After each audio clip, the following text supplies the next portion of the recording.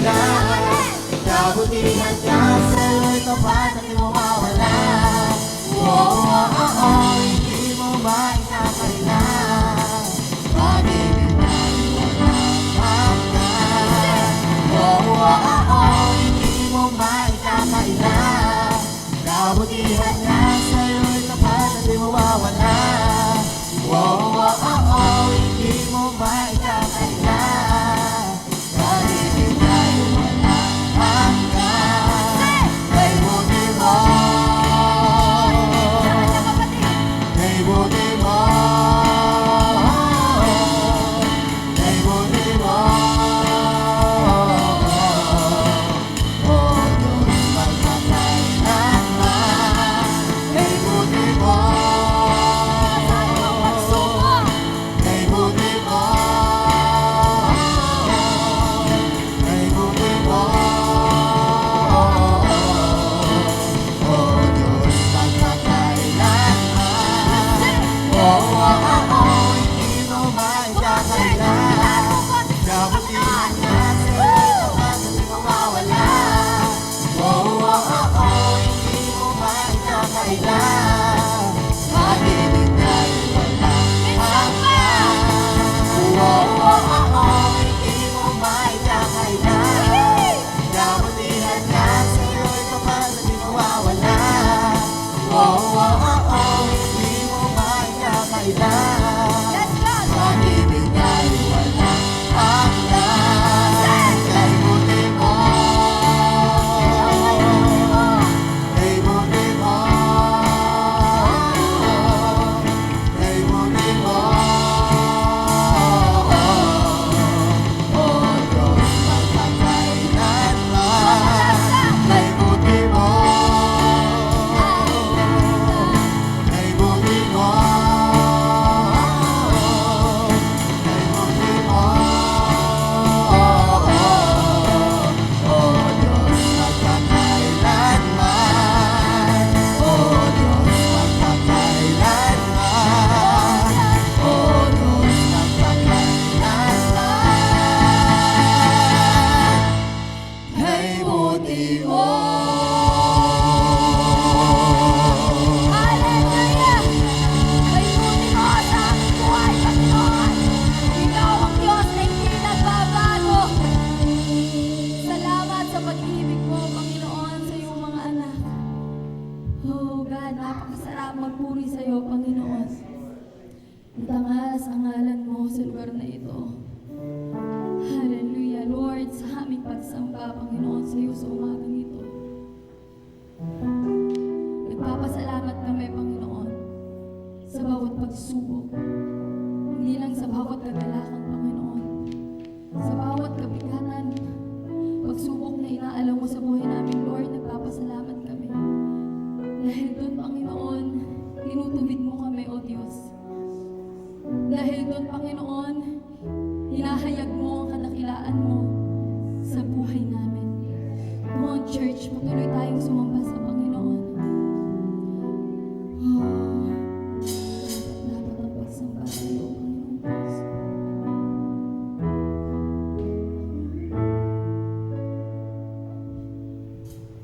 Ay mabuti bawat sandali sa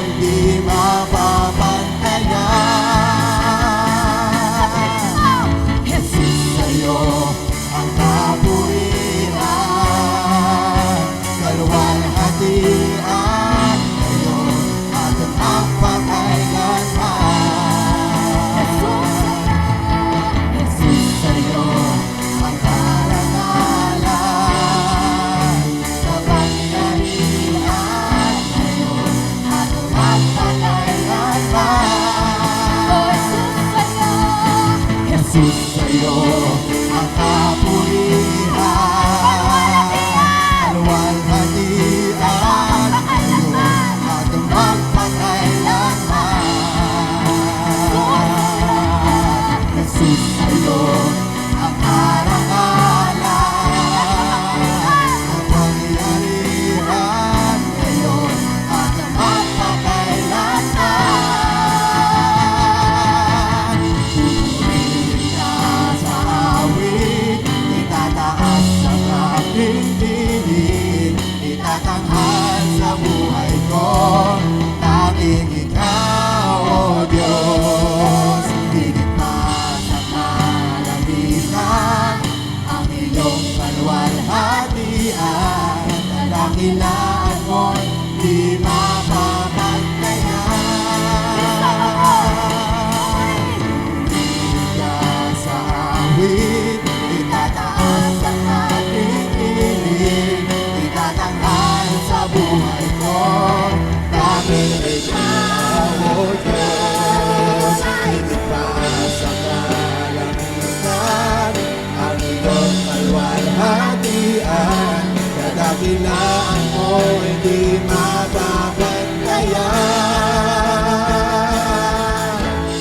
Jesus, Come on, you worship Him. Buksan mo ang bibig mo, kapatid. Sa iyong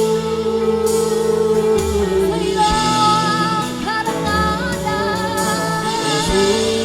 sa iyong kabutihan, sa iyong kadakilaan, Panginoon, ihahayag ang kabutihan mo.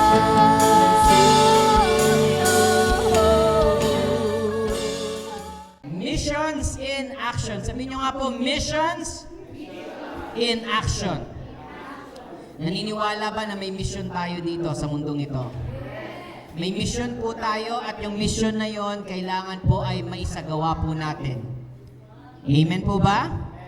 Ano yung missions work? Sabi ko nga po nung last time missions, this is reaching out and discipling the lost souls. Ito ay pag-aabot at pagsasanay ng mga mananampalataya. Okay? Pag-aabot sa mga kaluluwang hindi pa nakakilala sa Panginoon, sa mga kaluluwa na tumalikod sa Panginoon, at manumbalik, ilapit sila sa Diyos. At kapag nailapit sila sa Diyos, tayo po ay dapat nating silang sanayin para magpatuloy ang gawain ng Diyos. Amen? Kailangan may tao. Ano yung component ng ano? Ano yung kailangan sa missions na to? Merong missionary at merong mission field. Merong yung mag-aabot, yung mag-share ng gospel, yung magtuturo ng gospel, ng Bible studies, at meron din yung aabutin nating mga taong hindi pa nakakakilala. So alin ka doon, kapatid? Ikaw ba yung missionary or ikaw yung nasa mission field? Dalawa lang yan. Kasi yung missionary nakakilala sa Panginoon, yung mission field, hindi pa. Kailangan pa abutin. Ikaw pa ba yung kailangan abutin? O ikaw na yung taong aabot sa mga hindi pa nakakilala sa Panginoon? Amen? Excited ba lahat na you are all a missionary? Amen? Amen. Hallelujah. So love God, love others, and change the world. I would like to start this with a story, si Billy Graham. Some of you, kilala nyo ba si Billy Graham? Kilala nyo? Yung iba yung mga kabataan ninyo kilala, no? Sikat yan eh. Actually, sikat po yan until now. And even in the 70s, 80s, 90s, at hanggang 2000 po, early 2000, ay sikat po siya. Kaya lang namatay na po siya, ang anak niya na lang po. Si Billy Graham po ay isang evangelist, okay? At almost halos lahat ng bansa, 184 countries ang pinuntahan niya. Kasama po yung Manila. Yan po, yung picture na yan, yan po nakikita nyo, sa Manila po yan. 1977, when he was here, hindi pa po ako buhay noon. Amen? At 70 years po siyang nasa ministry. In 1977, here in Manila, meron po silang crusade. At bago po sila pumunta dito sa Manila, nag-iikot na po siya sa US. At pumupunta na ng ibang bansa, sa India, pati sa Europe, sa Middle East, pumupunta po para i-share ang salita ng Panginoon. In 1977, he was here in Manila. At marami po ang tumanggap sa Panginoon. At marami sa mga tumanggap sa Panginoon ay nagtayo ng mga iglesia. And some of the churches are still existing today. And some of them are celebrating their anniversaries. Amen? Bakit? Because of that man, Billy Graham, na ginamit ng Diyos. He is a missionary. Amen?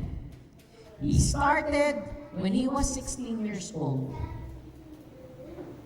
Nung natanggap niya ang ating Panginoong Jesus. At napakalaki na ng impact ng ginawa niya sa buong mundo. At marami ang mga na-plant na churches because of this crusade. Pero, paano natin, saan ba nanggaling si Billy Graham? Una, nag-start yan kay Edward Kimball. Sino si Edward Kimball? Sunday school teacher. Nagtuturo lang po sa Sunday school teacher. Nagtuturo po siya. Nagkaroon siya ng passion sa mga bata. At isa sa mga bata na nashare niya ng Word of God, si Dwight L. Moody, na nagtitinda ng sapatos para sa Henry sila. Sa murang edad, dahil nung panahon na yun, panahon ng, ng gera, ng nagtitinda po ng sapatos, wala po siyang pinag-aralan po. Pero ang Sunday school teacher na si Edward Kimball, nagkaroon ng compassion para sa kaluluwa na yun. At sinare niya ang ating Panginoong Hesus. Kalaunay, naging pastor po.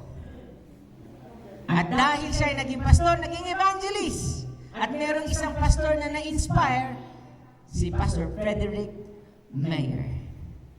Dahil nag-evangelize siya sa iba't ibang lugar, na-share ng word, si Wilbur Chapman. And si Wilbur Chapman, meron siyang assistant, si Billy Sunday.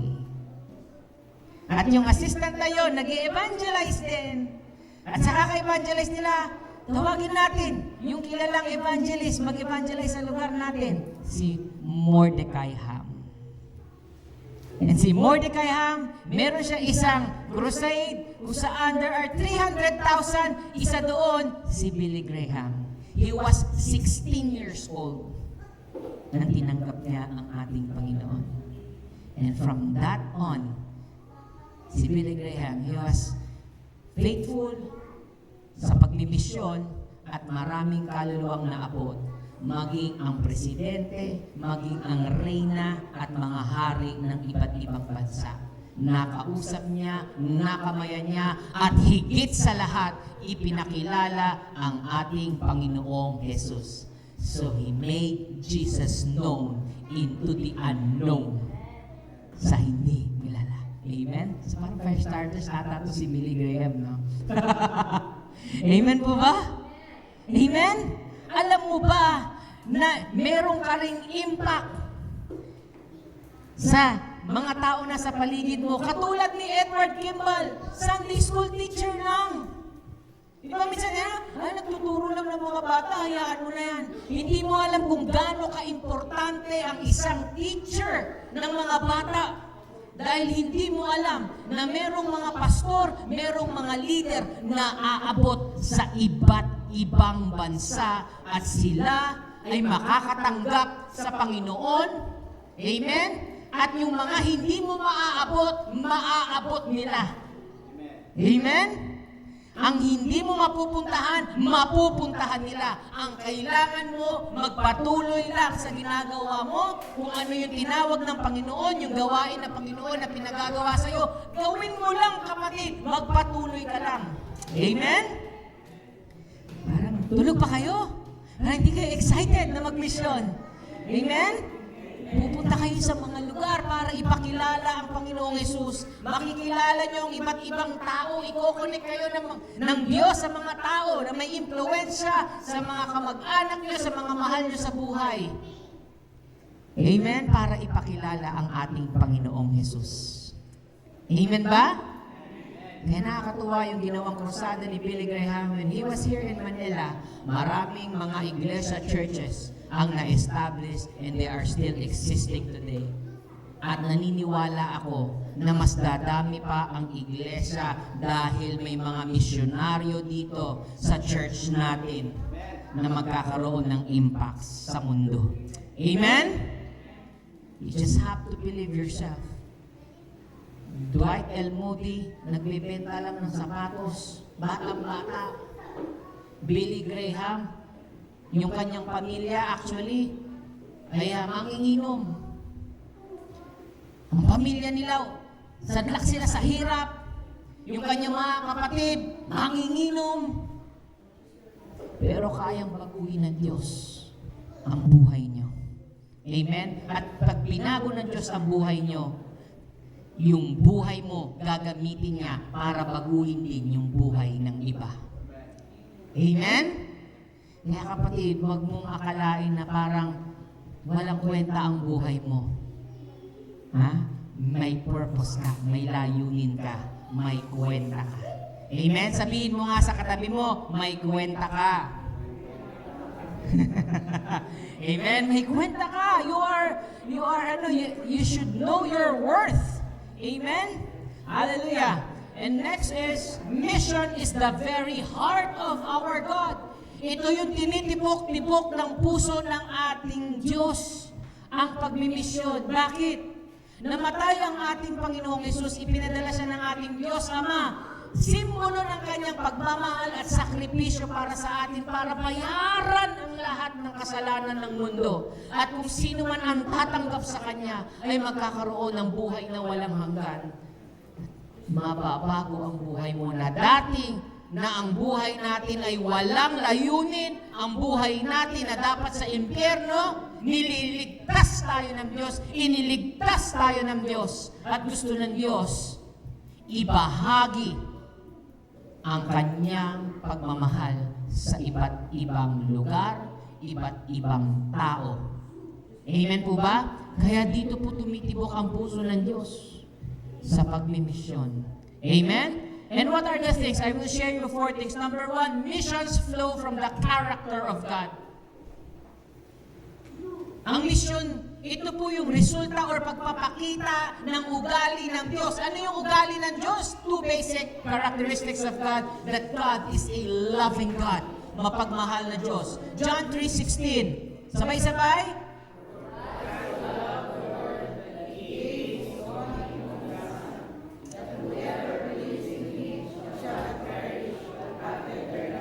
Parang walang buhay, parang hindi kayo masaya. Ulit nga, John 3:16.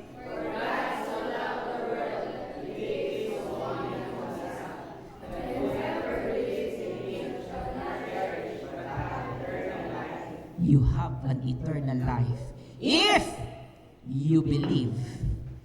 Amen? Ganon tayo kamahal ng Diyos. And God is a just God.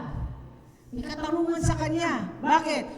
Romans 6:23, for the wages of sin is death, but the gift of God is eternal life in Christ Jesus.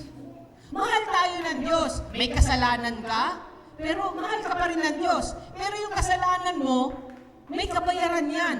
Kaya naman, ang Diyos na mismo ang nagbayad. At kapag binayaran niya na yung kasalanan mo, kapatid, huwag ka nang uulit at babalik sa kasalanan mo. Mahal ka na ng Diyos eh. Binayaran niya na. Kaya yan po yung karakteristik ng Diyos. Mapagmahal siya and He is a just God. May katwiran sa Kanya, may katarungan. At gusto niya, ibahagi natin ito. Dahil maraming tao ngayon, feeling nila, hindi sila mahal. Feeling nila walang nagmamahal sa kanila. Feeling nila makasalanan sila at hindi na mababago ang buhay nila. Pero narito tayo para sabihin sa mundo natin na may nagmamahal sa kanila. May Diyos na namatay para sa kanila. Sinong magsasabi nun?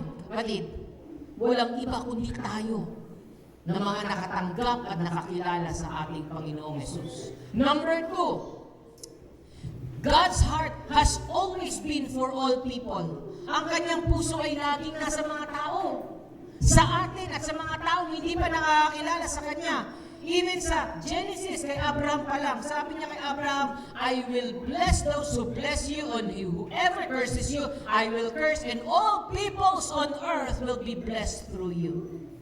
Nung tinanggap mo ang Panginoong Hesus, hindi ka lang iniligtas, kundi pinagpala ka ng Diyos. Amen? You are blessed. Hallelujah. Parang hindi kayo natutuwa. Sabi niyo nga, I am blessed. Amen? Kailangan malaman mo na you are blessed. Akala nyo lang kasi ang blessed kapag may mga hawak tayong material na bagay. Hindi po. Mas blessed ang nakakaintindi na yung spiritual na bagay na meron sila ay nasa kanila. Ano yun? Yung presensya ng Diyos, yung relasyon mo sa Diyos, yun ang pinaka-importante na blessing. Hindi yung mga material blessing na yan. Kasi kahit pa wala ang material na blessing, ang Diyos ang pinaka-importante. Amen? Kaya nga si Abraham, nung inalay yung kanyang anak na si Isaac, inutos ng Diyos, ialay mo. Sino si Isaac? Si Isaac ay sumisimbolo ng pangako ng Diyos, sumisimbolo ng resulta ng pangako ng Diyos na ibinigay. Blessing si Isaac. Pero sabi ni Lord, ibigay mo sa akin, Lord, ito yung pinakailangan ko, ito yung pinakahintay ko, ngayon kukunin mo sa akin. Pero dahil sinabi mo, susunod ako, handa akong ibigay. Anong ibig sabihin nun? Kayang ni Abraham na mawala ang lahat sa kanya, wag lang ang Diyos. Ganun din dapat tayo. Amen? Kaya yung pagpapala na meron ka, kapag ibinigayan sa iyo ng Diyos, may layunin yan. At layunin nun para pagpalain ang ibang tao. Kasi ang puso ng Diyos nasa tao. 1 John 4:9-10, this is how God showed His love among us. He sent His one and only Son into the world that we might have lived through Him, that we might live through Him. This is love. Not that we love God, but that He loved us and sent His Son as an atoning sacrifice for our sins. Amen? Ganito daw ang pagmamahal ng Diyos. Hindi yung mahal mo si Lord, kundi si Lord, mahal na mahal ka. At paano yun? Pinakita niya sa pagbayad at pagsakripisyo ng kanyang buhay sa krus ng Kalbaryo sa pamamagitan ng ating Panginoong Hesus. Amen? Kaya nasa puso ka ng Diyos. At yung mga taong hindi pa nakakilala sa Diyos, gusto ng Diyos, abutin mo sila dahil nasa puso sila ng Diyos. Amen? Number 3, God has chosen you to reach the world. Walang ibang gagamitin ang Diyos kundi ikaw para abutin ang ating mundo. Acts 13:47, for the Lord gave us this command when He said, I have made you a light to the Gentiles to bring salvation to the farthest corners of the earth. Tinanggap mo ang Panginoong Hesus, Jesus is the light. Kaya naman, nung tinanggap mo ang Panginoong Hesus, nagliliwanag ka. Hindi yung nagpapaliwanag ka ng sarili mo, kundi nakikita nila ang liwanag mo. Dahil nandoon ang Panginoong Hesus sa buhay mo. Tuwing may problema sa opisina, may problema kung saan sa bahay, alam ng mga tao na ikaw ay may Diyos, nakikita nila na mayroong liwanag sa buhay mo. Ano yon? May pag-asa.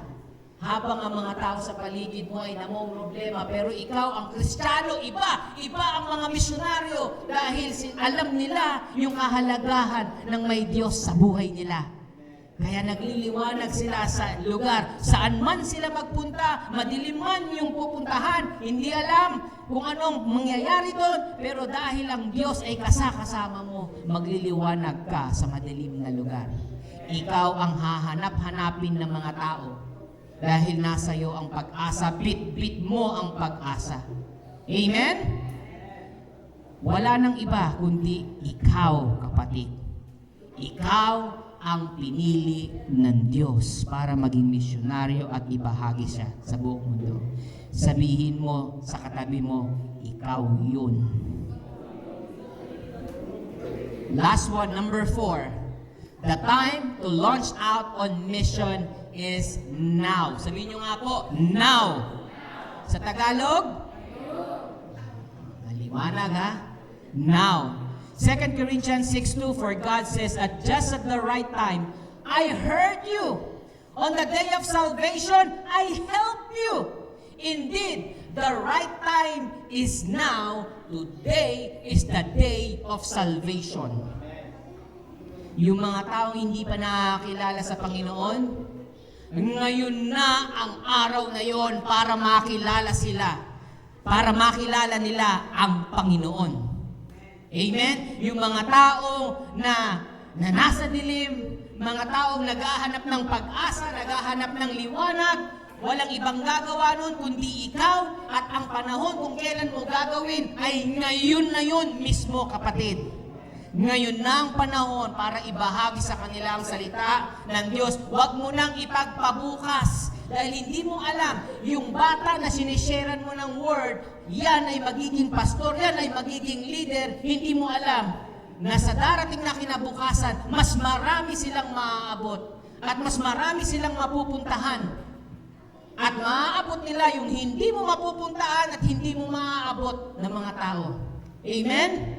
Kailangan lang magsimula sa'yo. Kailangan you are a fire starter. Kailangan mag-apoy ka, kapatid. Amen? Kailangan mag-apoy ka. Hindi mo pwedeng pigilan yung apoy. Pag-apoyin mo yan para maibahagi mo. Amen? Kailangan magsimula sa'yo. Sabihin mo sa katabi mo, you are a fire starter. Amen. And the last one is, here are some hindrances of being on a mission. Ito, pag-usapan natin hindrances. 4 lang. Busyness. Hindi natin magawa yung mission kasi ang daming trabaho, ang daming pinagagawa. Pastor, dami kong problema. Okay? Ang kaaway, ginagawa niyan, huli lang yan, maging busy ka. Importante yung pamilya mo, importante yung ano mo, yung trabaho mo. Hindi ka trabaho, wala kayong kakainin. Mag-aral ka kasi kung hindi ka mag-aaral, lako, baka wala kang trabaho na mararating. Lahat ng mga bagay na yun importante.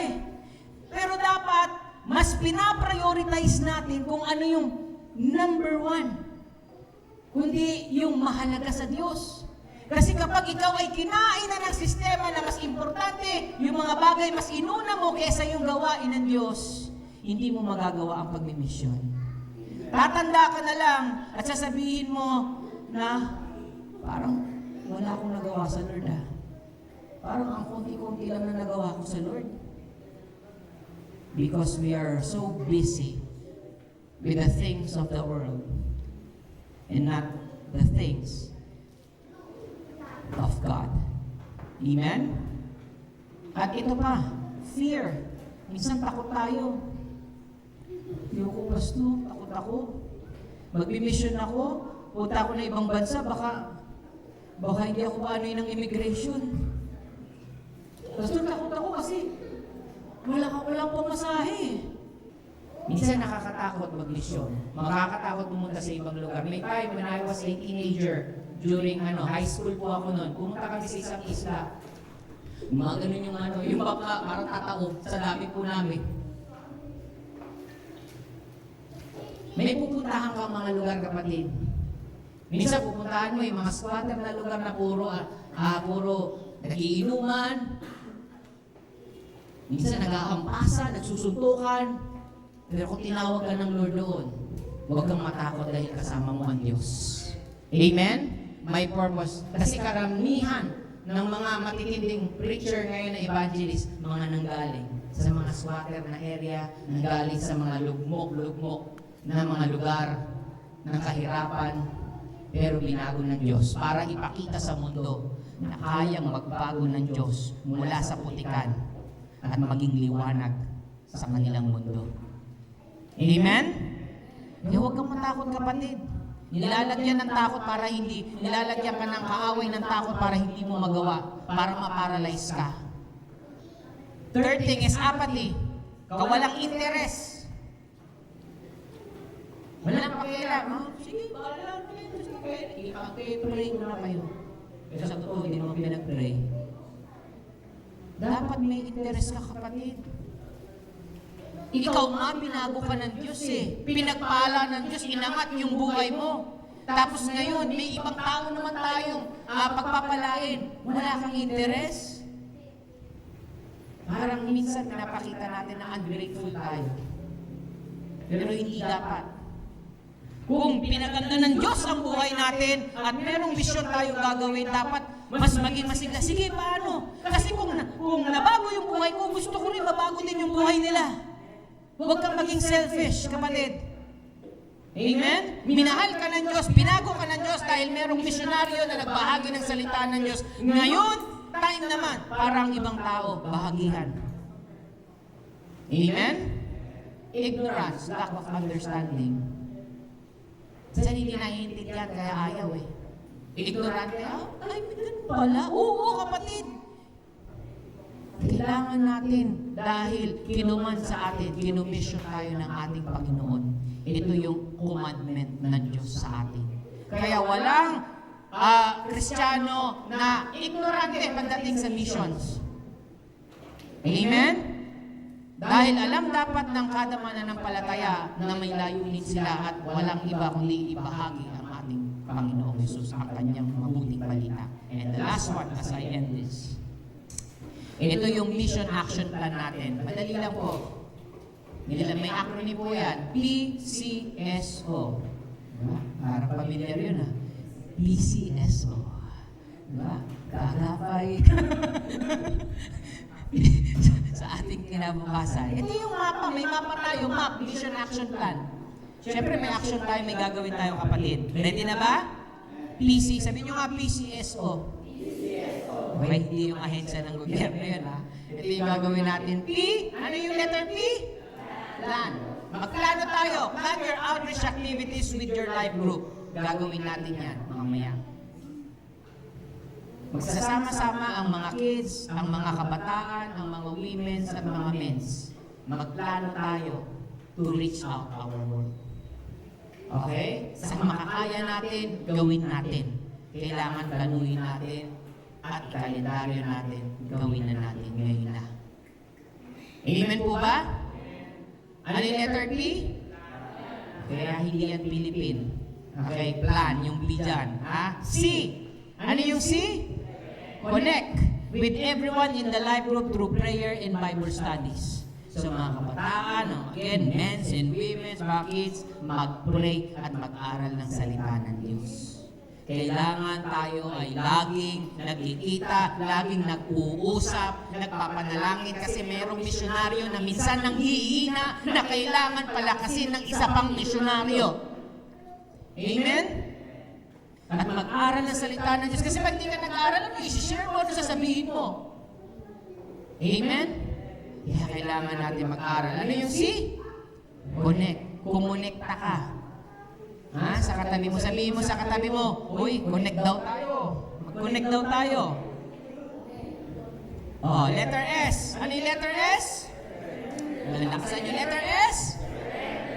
Your time, talent, and treasure to use for God's mission. Surrender your time, talent, and treasure for God's mission. Magbigay ka ng oras, kapatid.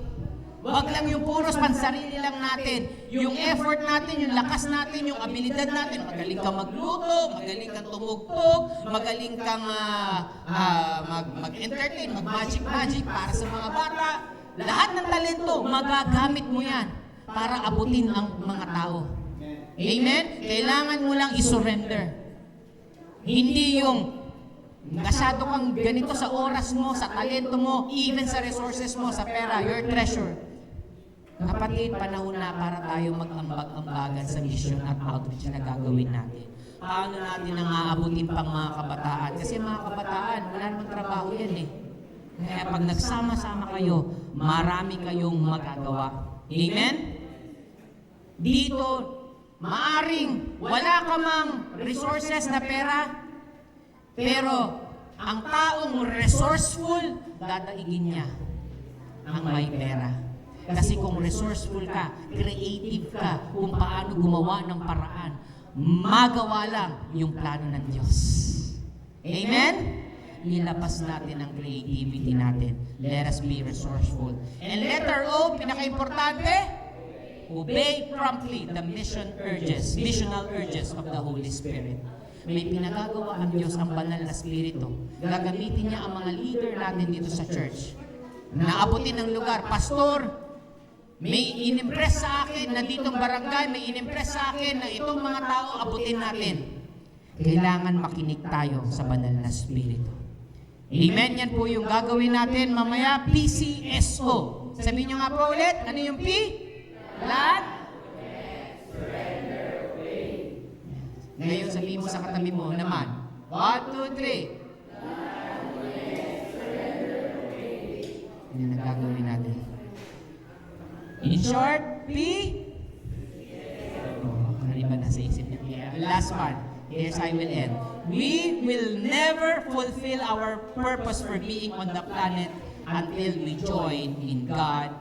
We join God in His mission to make Jesus known into the unknown.